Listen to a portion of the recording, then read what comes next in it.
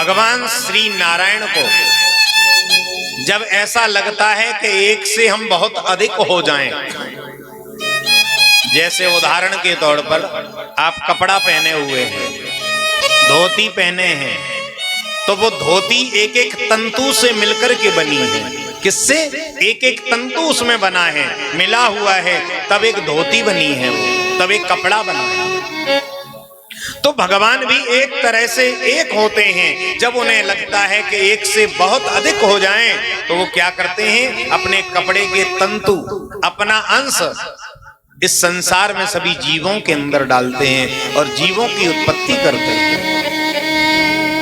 तो भगवान के मन में भी ऐसा इच्छा उत्पन्न हुई कि हम एक से बहुत अधिक हो जाएं। ऐसा संकल्प लिया ही था कि नाभि कमल से ब्रह्मा की उत्पत्ति हुई है। अब ब्रह्मा जी को कोई बात मालूम नहीं थी। ब्रह्मा जी देखते हैं कि मैं कौन हूं, कहां से आया हूं, तो शब्द सुनाई पड़े, यत् स्पर्शेषु यत् षोडश में किंसम। वर्णमाला का 16वां और 21वां अक्षर ता और पा, तब करो। ब्रह्मा जी ने क्या देखा? केवल पानी को देख रहे हैं, वायु को देख रहे हैं। इधर उधर देखा तो उनके 4 सिर हो गए हैं। ब्रह्मा जी को शब्द सुनाई पड़े कि तप करिए। ब्रह्मा जी ने 10,000 वर्ष तक तपस्या करी है। इसके बाद ब्रह्मा जी को आदेश दिया है विराट पुरुष ने। विराट पुरुष का मतलब भगवान नारायण ने ब्रह्मा जी को आदेशित किया है कि आप सृष्टि का निर्माण करेंगे। सृष्टि का निर्माण कैसे करेंगे? क्योंकि भगवान निमित्त कारण भी भगवान है और उपादान कारण भी भगवान है। बनते भी भगवान हैं और बनाते भी भगवान ही है। हम सबको कौन बनाता है? भगवान ही बनाते हैं और भगवान ही मिटार देते हैं। जैसे खिलौना होता है, बच्चे खेलने के लिए खिलौना इस्तेमाल करते हैं, इसके बाद उसको तोड़ देते हैं। भगवान भी जिस खिलौना से खेलना चाहें, चाहे वो आपके रूप में हो चाहे किसी और के रूप में, खिलौना है, खेल रहे हैं। तो जैसे आप सोना है, आप सोने की दुकान पर जाते हैं, आप सोने की ईंट खरीदिए, तो वो क्या है? बोले सोना, क्योंकि उसका कोई भी आकार नहीं है, इसलिए वो क्या है? बोले सोना है। और आपका मन हुआ कि सोने के आभूषण बनवाएं, तो उसी सोने के आभूषण आपने बनवाए। तो अगर कहीं उस सोने से आपने हार बनवाया तो उसका नाम क्या हो गया? हार। अंगूठी बनवाई तो उसका नाम क्या हो गया? अंगूठी। तो नाम वही है। सोने के आकार जब दिए गए तो उनके नाम में वो ढल गया है। वैसे क्या था? सोना था। और जैसे ही आपका मन हुआ कि हम सोने को मिटार देते हैं, तो आपने सब मिटार दिया, तो क्या बचा? सोना। तो कहने का मतलब भगवान कहते हैं कि जब मुझे बनानी होती है तो भगवान ऐसे ही जैसे सोने के आभूषण बनते, उसी तरह मैं तरह तरह के ये आभूषण बनाता हूं। लेकिन जब ये आभूषण मिट जाते हैं तो क्या बचते हैं? नारायण का स्वरूप हो जाते हैं। तो ब्रह्मा जी को यही समझाया है कि मिट्टी भी मेरी है और बनाने वाला भी मैं है, तुम्हें तो केवल निमित्त कारण बनाया गया है। ब्रह्मा जी ने कहा सृष्टि कैसे रचेंगे? भगवान ने बताया कि सृष्टि को तुम्हें कैसे निर्माण करना है। भगवान ने अपना दिव्य ज्ञान ब्रह्मा जी को दिया है। ब्रह्मा जी ने क्या किया है? पहले 10 प्रकार की सृष्टि का क्रम बढ़ाया है। पहले महत् तत्व की, फिर अहंकार की, फिर इसके बाद भूत सर्ग की, सात्विक अहंकार की, इंद्रियों की, अविद्या की, वृक्षों की, पशु पक्षियों की, मनुष्यों की, और 10वीं होती है देव सर्ग, देवताओं की सृष्टि की है।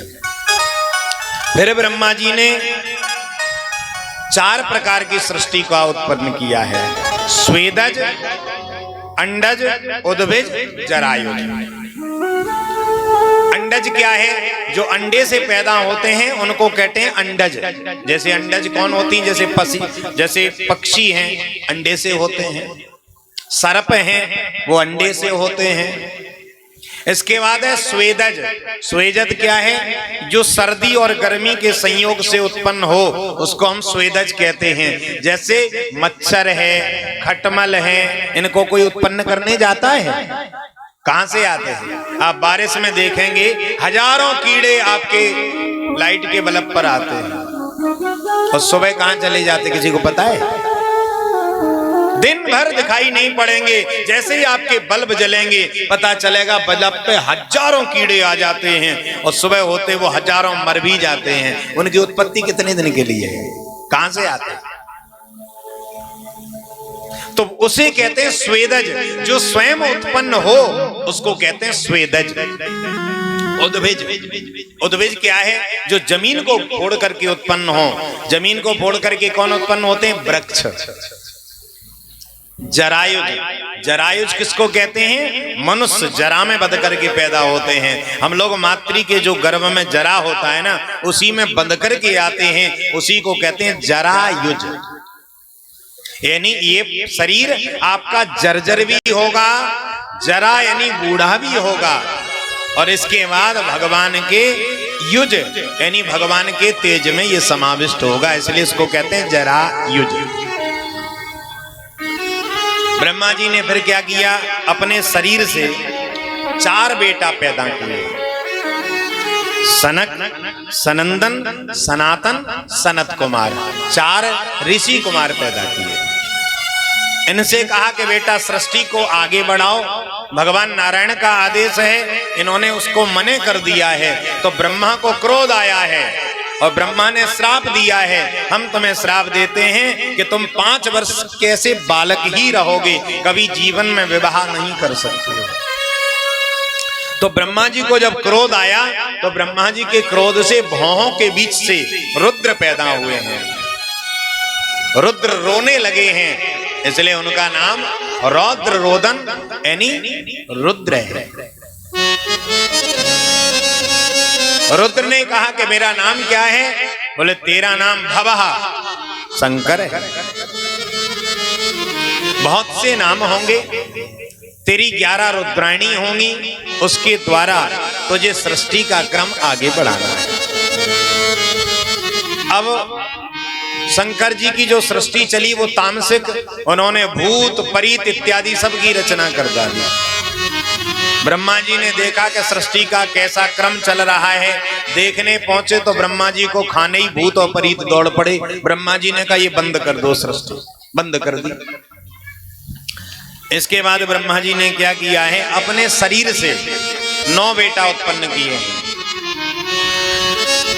जिसमें मरीचि, अत्रि, अंगिरसा, पुलस्त, पुलहा, क्रतु, भृगु, वशिष्ठ, दक्ष और नारद।